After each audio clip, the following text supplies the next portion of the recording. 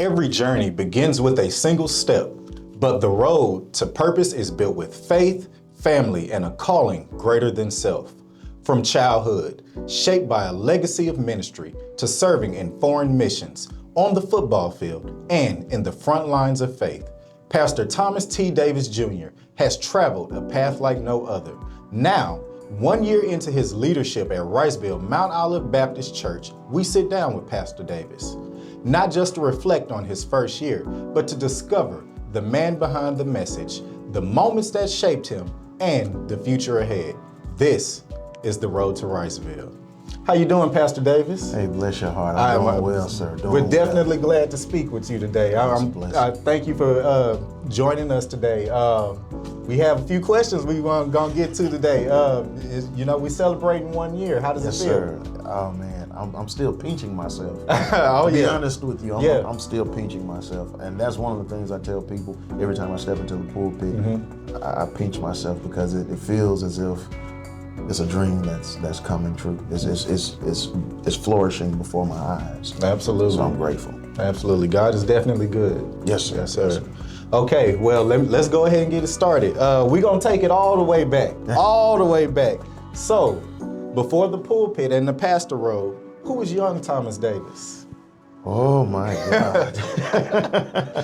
Young Thomas Davis was a kid who tried his best to bring honor to my parents. When I grew up, and my kindergarten teachers, they used to always tell my mom at PTA meetings, who is his father? Because that's all he brags on. He feels that his father is Superman, and that was the respect and the love that I had for my father. Yeah. And I was his junior, and I was his shadow, and everything I did, I wanted to meet his approval. I wanted to meet his affirmation, and I wanted to meet my mother's affirmation. So yeah, that's where it all began.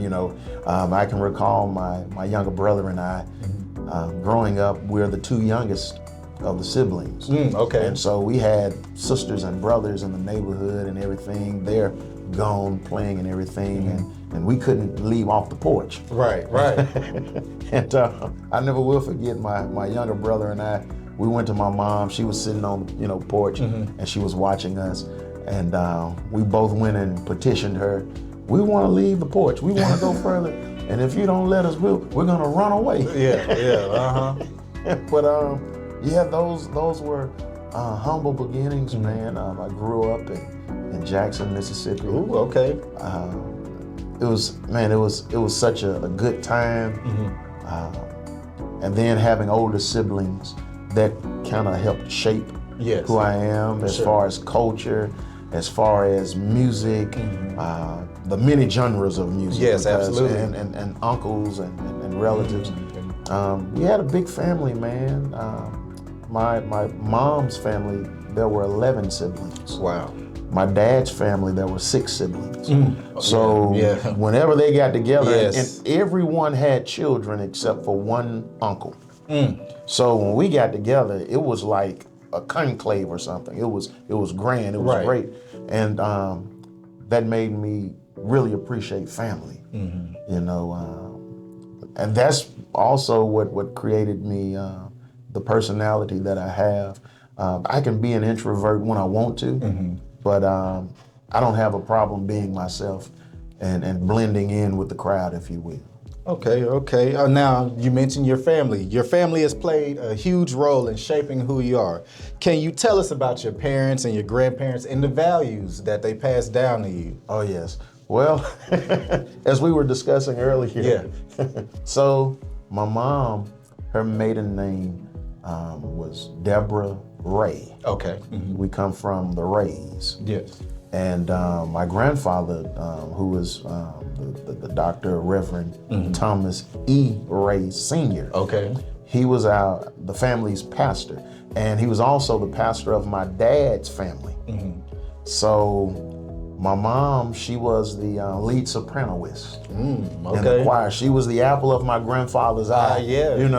And somehow my father and my mom started courting. And my grandfather found out about it. And so he visited my dad one day, and my dad opened the door, and the first thing he noticed was that my grandfather had a 3-piece suit on. Oh, it was just sharp. He was sharp, Yeah. but my grandfather was also an honorary deputy, so he had something else with him. And so he was very overprotective with my mom, and he asked him, you know, what are your intentions for my daughter? And he said, I would marry her, so-and-so, so-and-so. When can you get to us? He said, I'll marry you next week. And that was Thanksgiving of 1979. Okay. And 9 months later, in July 27th, welcome to the world. Right. So thank you, Grandpa, for those encouraging words. That's right. But yes, my grandfather, man, he was a pastor. His grandfather was also a Methodist minister who was also a fireman during Reconstruction days. Okay. And his mother was also the midwife for Warren County, and she was also the organist. Y'all had your hands in a bit of everything. Man, it was a there big were family a lot for of sure. them. Yeah, and so my mom, my dad, my grandparents, they all instilled in us the importance of family. They also instilled in us the importance of hard work. Absolutely. You know, hard work. My grandfather, he not only pastored several churches in the area, but he was a full-time brick mason. Because he wanted people to understand that I'm not just pastoring you, but I can also work and provide for my family as well. That's important. Yeah, that was old school. And I have 4 uncles. 4 of his sons are also preachers now. 2 of them are still pastoring. And on my mom's mother, they had plenty of ministers in that side of the family as well. Okay. Founders of churches that went all the way back to Kentucky. Whoa, You know, okay, the Houstons. Yeah, so I come from a long lineage, man, of ministers and pastors, and that has taught me family, faith, you know, and hard work.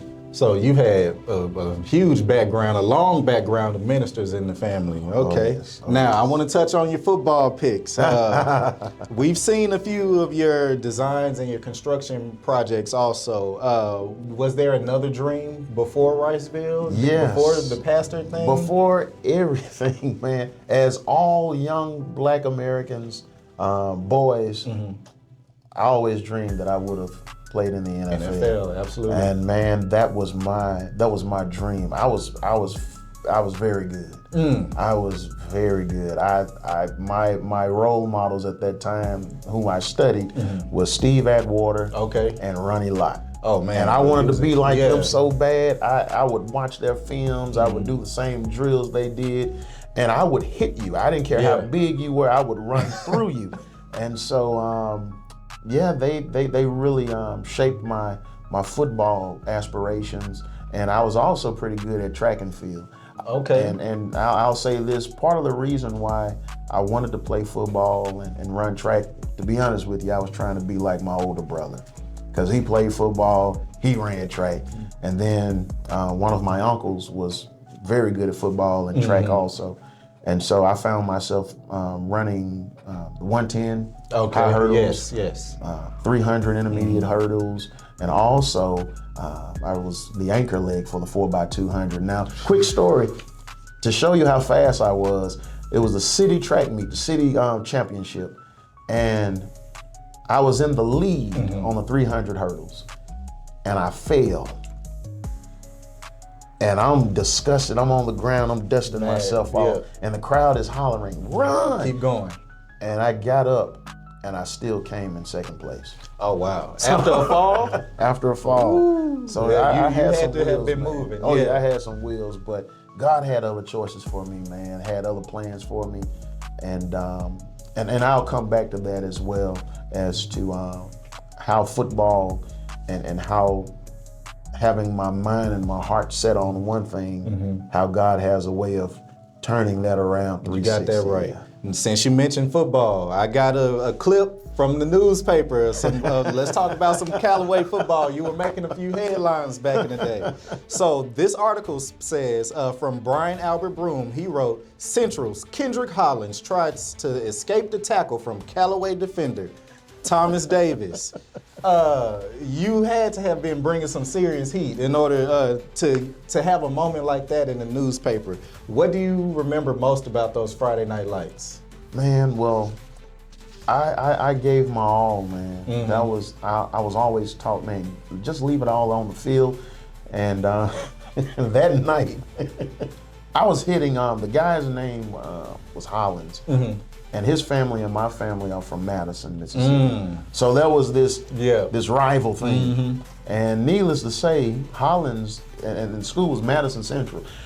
Needless to say, Hollins actually broke a record that night running, but he could not deny the fact that I was hitting him every chance I got. Oh man! And that particular time, he was real good at stiff handing, and he was trying to stiff hand me, and I put my helmet right in his belt. There you go. And I wrapped him up. See, they don't teach that anymore. People are scared. Yeah. But I hit everybody like that. I wasn't afraid. I would hit you. But the biggest thing that motivated me most was knowing that my father was at the games. And my father, he was 75% blind. Oh, wow. So the only way he would knew that I was doing something, he had to listen. Yeah, that's right. Thomas Davis on the carry because I also ran the football too. Okay, yeah, both sides. I played, Yeah. I started tailback on the offense. And I started strong safety on defense. So it was me wanting to impress him and meet his approval is what really made me strive, to make give plays. that extra. Oh yeah. Okay, all right. Well, y'all here we have a football star in our presence. Okay. I'm a has-been. Ministry doesn't begin in the pulpit. It often begins in the quiet places where God prepares the heart. But Pastor Davis, that preparation came through family, years of study, service, and surrender. From the classroom to the mission field, from marriage to fatherhood, God was shaping the minister long before the title. Because when God calls a leader, he builds the foundation. All right, so your journey to preaching, it didn't begin overnight. It didn't happen overnight. Can you take us back to when you first felt the call to preach and what led you to finally stop running and say yes? Oh man. I knew when I was a child that God wanted me to preach from things that he would show me. And I would always pay attention to my grandfather. I was his shadow, right? So I would always ask some very intriguing questions. Like I say, it was a big family. So when everybody would go to my grandparents' house, and they had a very nice sized property. Okay. So while most of the kids are actually out in the backyard climbing pear trees, picking plums and throwing unripe pears at the neighbors' cows and stuff. No, I would sit under my grandfather. Really? And we would watch, Wild Kingdom and National Geographic, things of that nature. And I would always have spiritual questions that I would ask. Okay. And he would answer them, but he could see it as well. But as a kid, you would have moments where you could sense those things. But being a kid, you also wanted to have fun. Right. And I never will forget, one day, I was at Callaway, 10th grade year, and we had a Spanish teacher. And I was somewhat good in Spanish at the time because my uncle, he studied Spanish at Ole Miss. Okay. And he was actually over international studies for Tougaloo College at one time. Okay. And also at Jackson State University, and he retired from Russ College. Okay. And he was a Spanish professor. Wow. Well, so I knew, how to speak, basic Spanish. I knew how to write it a little bit, knew how to read it, subject and adjective and verb and all of that stuff. I was good at it. So what I would do, I would come into the classroom, I would hurry up and do my work, and then I would be the class clown for the remainder.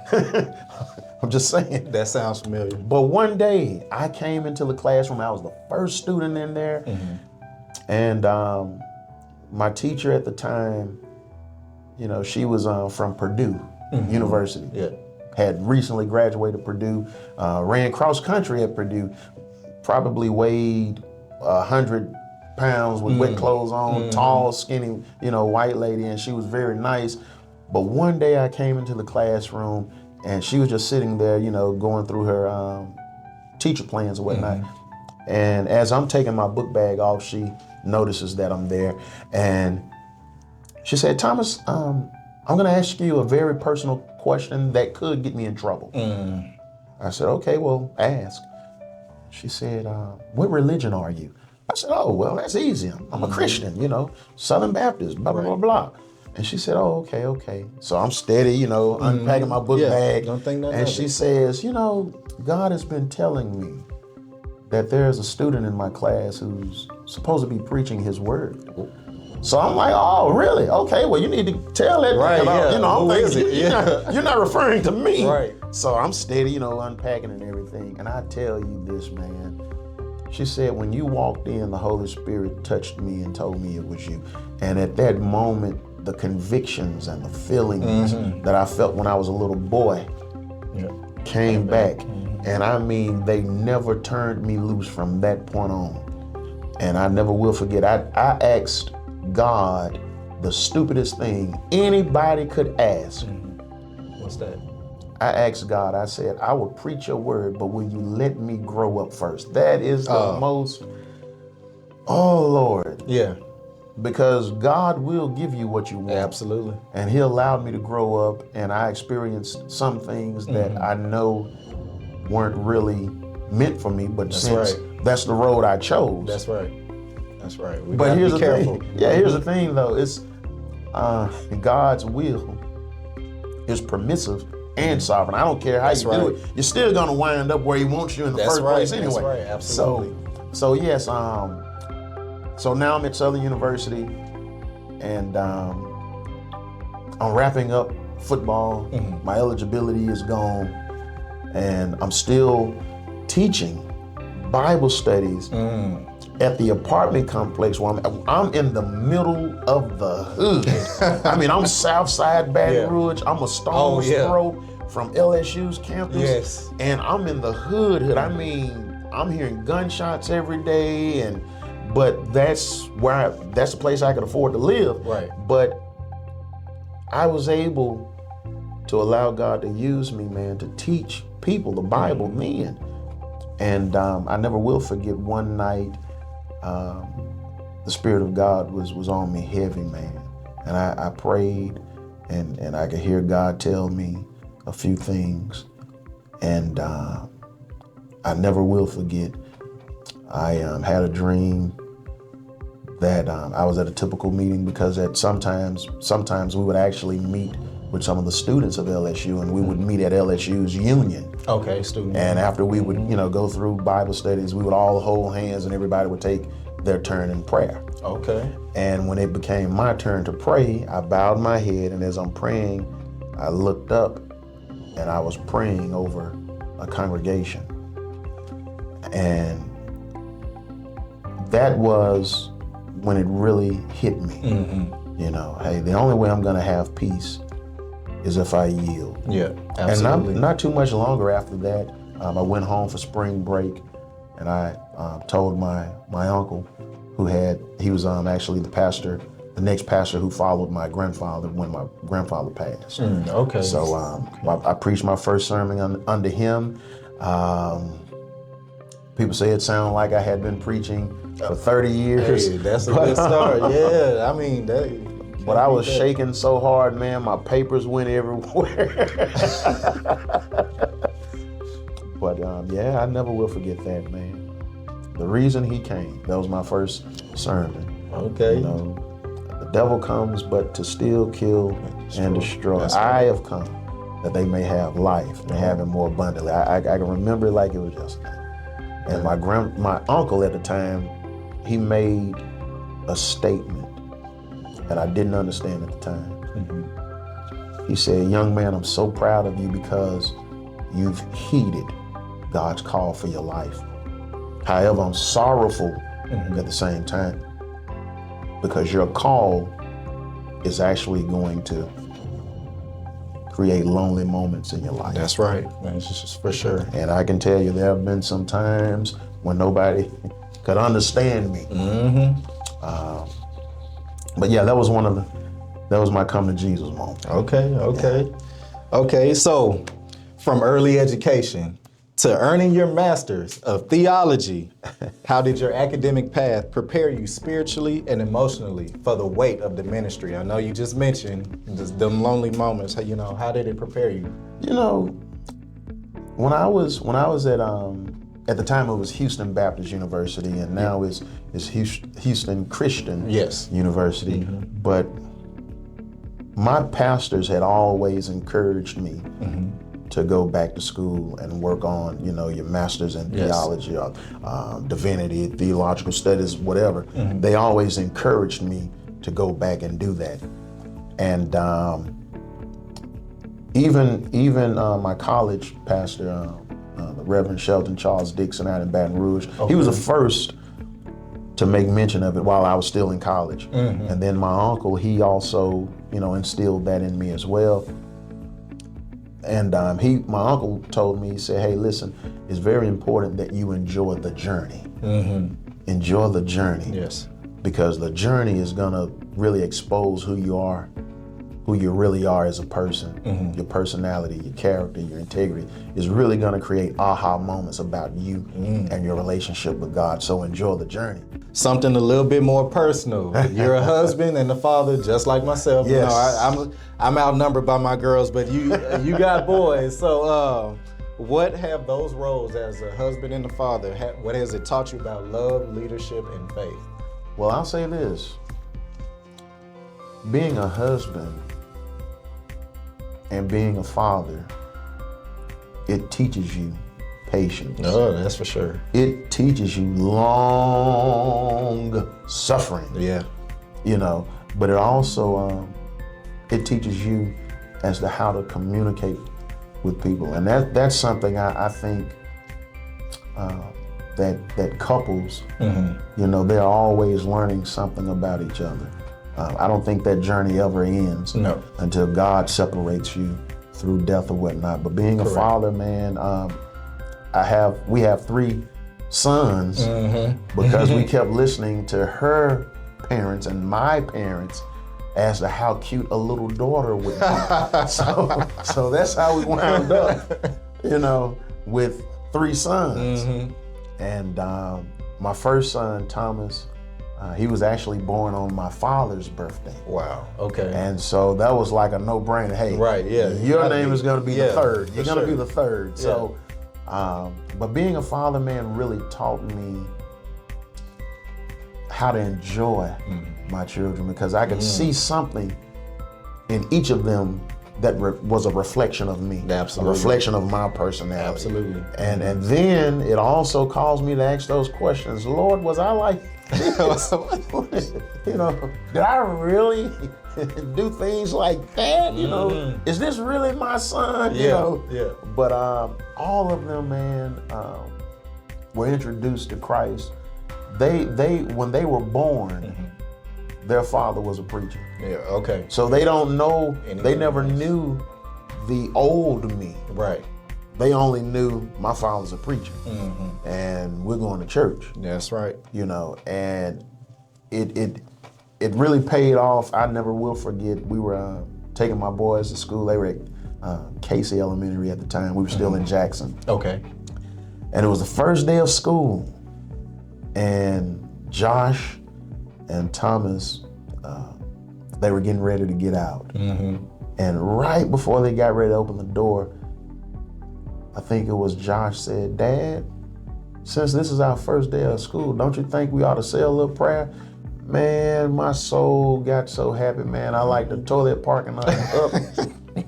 Oh man, because that was evidence, man, that they saw the value of prayer. Recognize the strength of it. Absolutely. Oh man, that's one of the most powerful moments. And even now, no matter how the personalities are, that's one of my assuring hopes.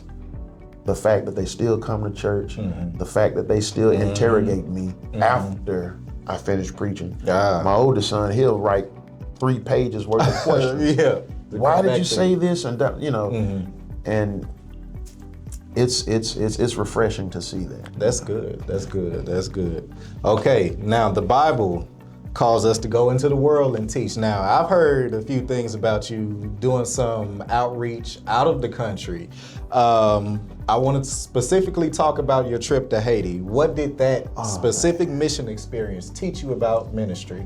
Man, listen, when I went to Haiti, from the time we landed in Port-au-Prince, right, to the time we drove to Cabaret, that's where the compound and the church and everything was located. Okay. Man, I was humbled. Oh man, I was humbled because I never saw people who were so determined. The little that they had, that did not distinguish that fire of determination, man. I mean, it was just incredible. I would see them.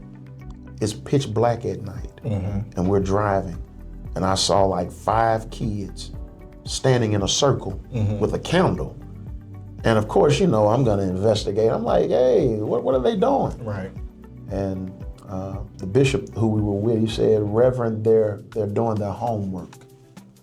And when I heard that, by candlelight, wow. And they didn't have much, we would give certain people something as simple as a Snickers candy bar. Right. And that little girl went into the little shed that they lived under and split that candy bar at least 6 ways and made sure everybody in the house. And I'm just sitting back. I mean, it's humbling me because it's reminding me as to how blessed we really are. Yeah. But what really just ripped everything off of me, man, was when I heard them worship. Oh my goodness, man. I can hear it even now.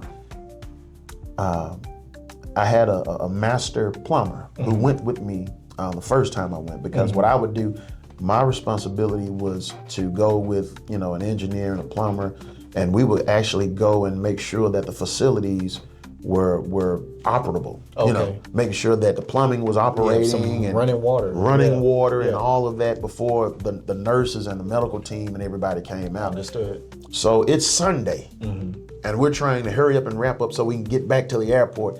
And man, let me tell you, man, it arrested my heart. I'm getting chills thinking about it now.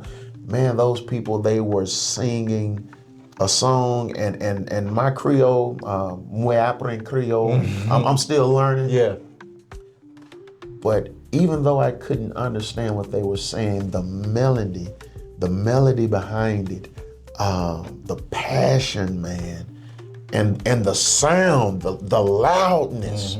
I mean, they had people in there blowing trombones and trumpets, but the voices were drowning out the horns and singing.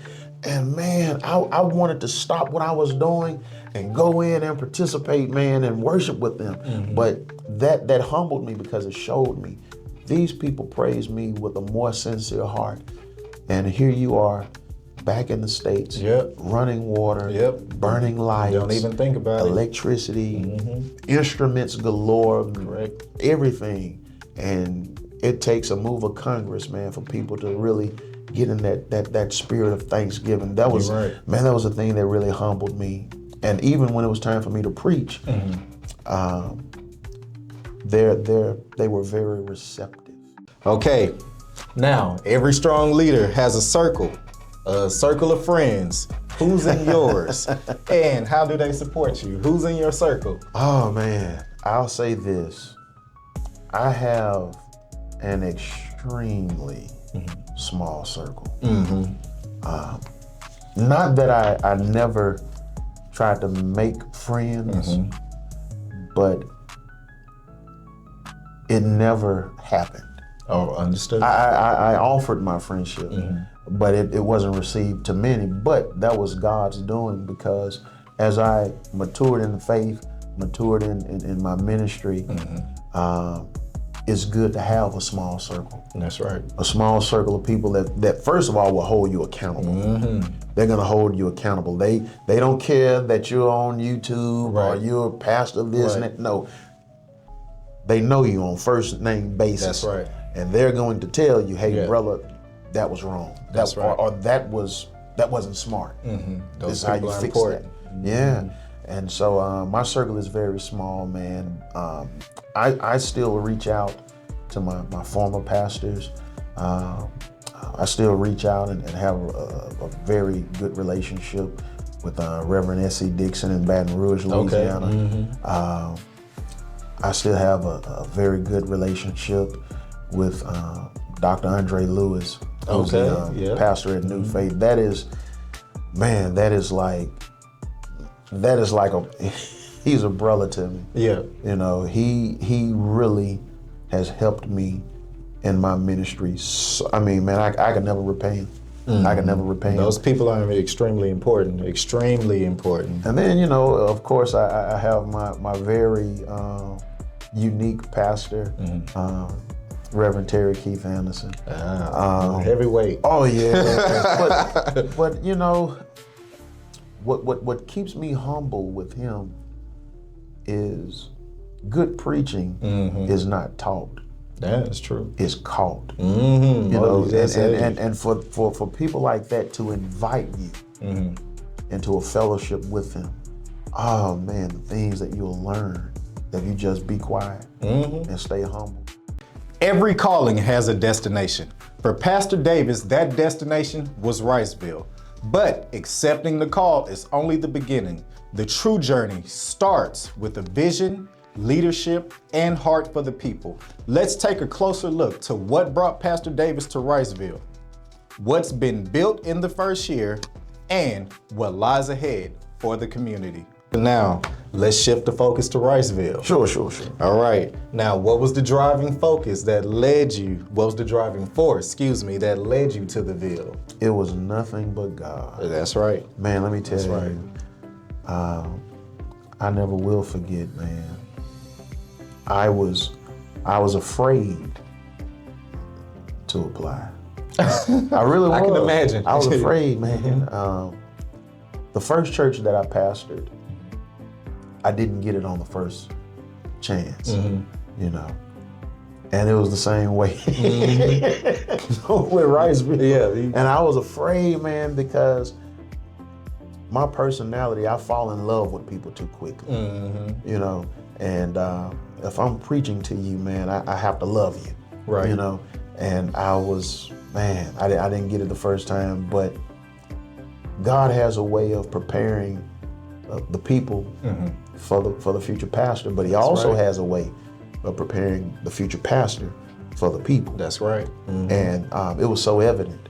It was so evident, man. And it happened so, you can tell God's hand was on it because there was no resistance. Everything was peaceful. That's transition, right. Everything was peaceful. So I take my hat off to the people of Riceville for trusting me and giving me that opportunity to love on them, because that's the first thing I told them. When I was in the town meeting, man, I felt like all eyes are on you. Yes, most definitely. And I told them, bottom line, two things you'll never be able to say about Reverend Thomas Davis. You'll never be able to say that I didn't love the people. You'll never be able to say I didn't preach the word. That's right. Because those are my two main objectives. As pastor, I have to love you. And it's my job to convince you that I love you as God loves us. So I can say you're a man of your word. I've seen nothing but greatness from you already. So, which leads me to my next question. When you first arrived to the church, what was your vision for the church? And a follow-up question, how has it changed after serving your first year? Well, when I first got here, I'm very old school. All of the advice that all of my previous pastors instilled in me was the fact that even though you've been elected, you're not yet the pastor. Oh, they said something there. Yeah, just don't even right. park in the parking space that says pastor, because you're not the pastor there yet. Right. because there's someone or some people who have influence, more influence than you do. That's right. And so what it did, it kept me humble. It really kept me humble. It kept me approachable. I remained approachable. And by design, I would be the last person to leave the sanctuary because I wanted to show people, hey, listen, I'm approachable. That's right. I want you to interact with me. I want to know you. I want you to know me as who I am, you know. And my vision, I dared not voice a vision my first year. My first year, I observed. I wanted to know, okay, who does what? How is it being done? And then I would analyze it. Is it working? What are the strengths? What are some of the weaknesses? Do we have any threats? Right. And then after we define all of that, what kind of strategy do we have? That's right, strategize. Let's strategize. And then you can try to, execute the vision. And even then, you have to be in prayer. Absolutely. You have the to be entire in prayer. time. That's and for sure. what helped me, come into the vision was learning about the history of Riceville. The rich history, man, how Jack Rice, how they started this thing pre-Civil War. That's right. And how this entire area was a freeman colony, That's if you right. will. Yes, sir. And how they, runaway slaves dug the bayou that has never flooded. That's right. That was, and at the same time, I'm hearing about these wonderful, historic pieces and stories about Riceville as a community. That's correct. And as a church. But at the same time, I'm noticing all of the developments that are going on around us. And God just placed it on my heart, man, preserve what the ancestors have been able to achieve and build on their shoulders. And so that really helped me come to the vision. And even now, the vision, in my opinion, is still ongoing. Okay. It's coming through fruition because we're getting ready to start breaking ground. That's right. For the Christian Development Center. So, now I have a kind of fun question. Now, if answering the call to Riceville had a soundtrack, a song, what would that song be? What song would you play when you finally accepted the call to come to Riceville? He may not come when you want him. That's a good one. But he's on time. That's right. Because it was so crazy. I was finishing the framing of a house that I had designed back in Mississippi. And I had flew to Mississippi to try and do a punch list before they could call in the inspections on that house.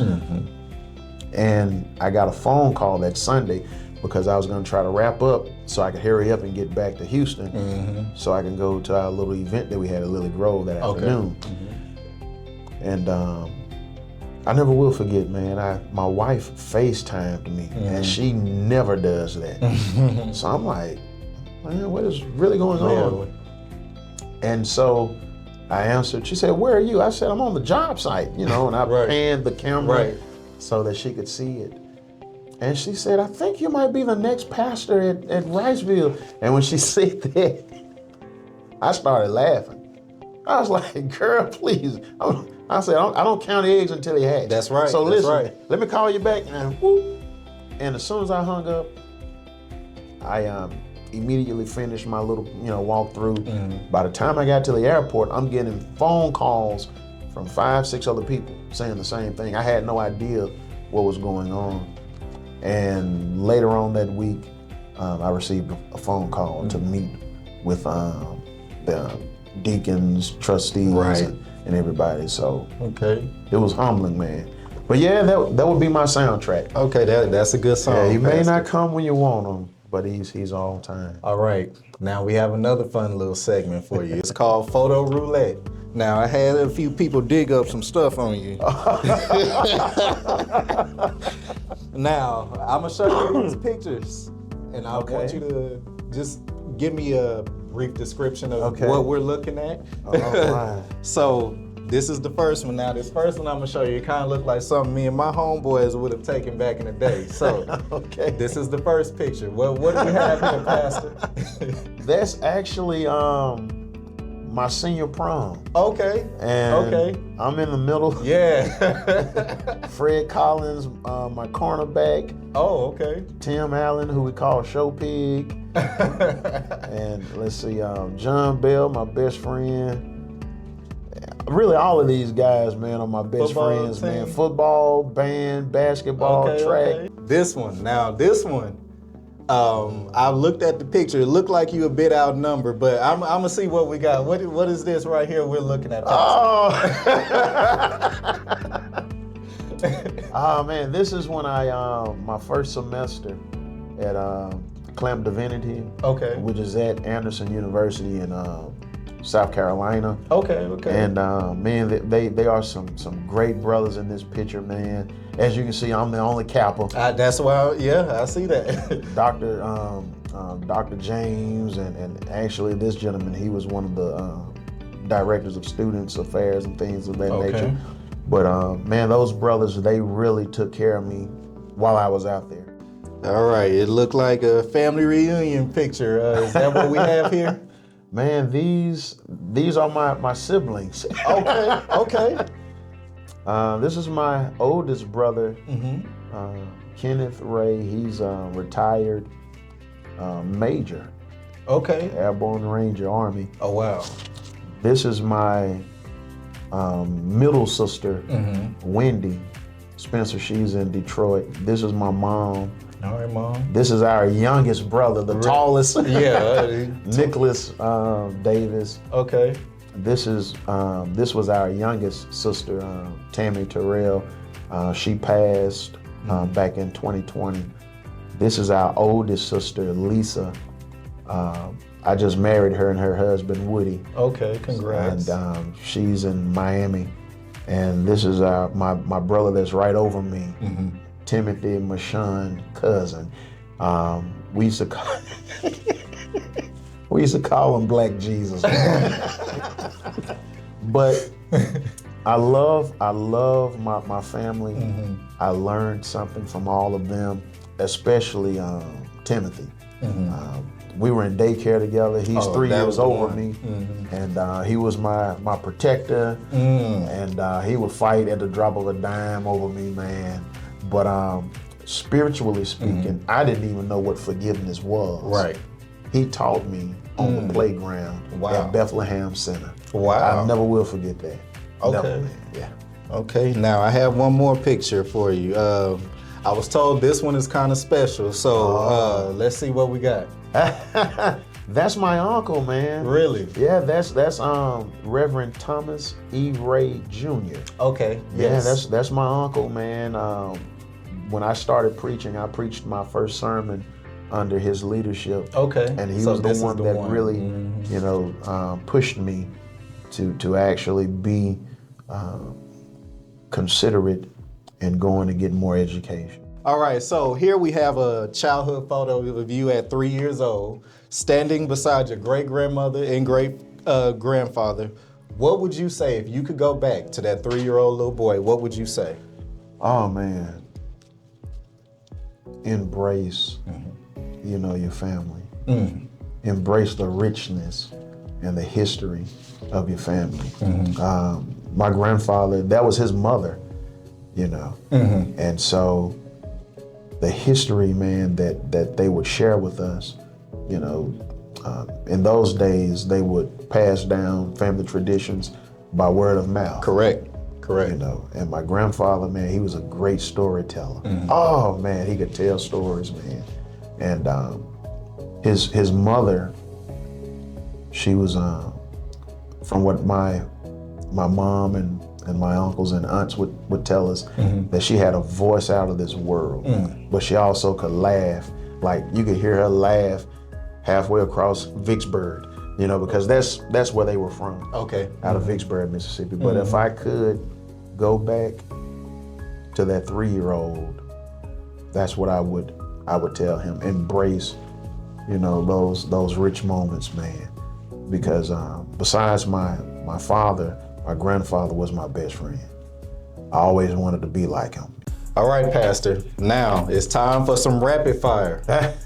So I'm gonna give you a few options. It's kind of like a this or that. Okay. So some of them you'll have to pick. The other ones, just say the first thing that pops up in your head. Okay. All right, no thinking. Okay. Just let it fly. All right, the first one. Now be careful with this one. French's chicken or Popeye's chicken? French's all day. Okay, well we good. Yeah. Okay, the next one. Favorite gospel song? Oh man, Lord, there are so many. Just off the top of my head, I really enjoy the 5 Blind Boys of Mississippi. They have a song called Our Father. Sneakers or dress shoes? Oh man. Now that I'm older, I'm gonna say sneakers. One meal you can eat every day. One meal that I can eat every day, I will say, oh Lord, fried pork chops, candy yams, mac and cheese, sweet cornbread. Okay, that's a good meal. That's a good And a meal. nice big glass of Coca-Cola with ice. Yeah. Okay, yeah. You know, all the stuff that'll kill you. That's right, that's right. Okay, favorite vehicle?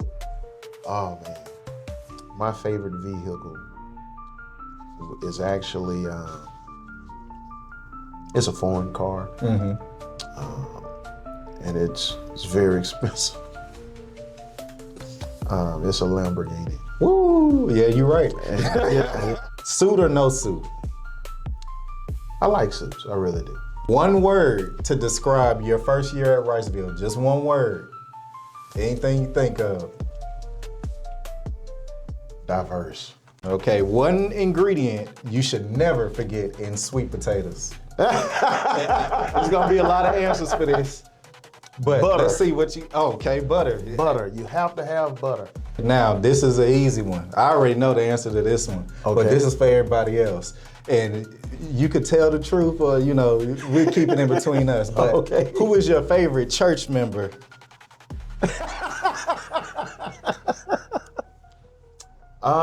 Everybody. Oh, okay.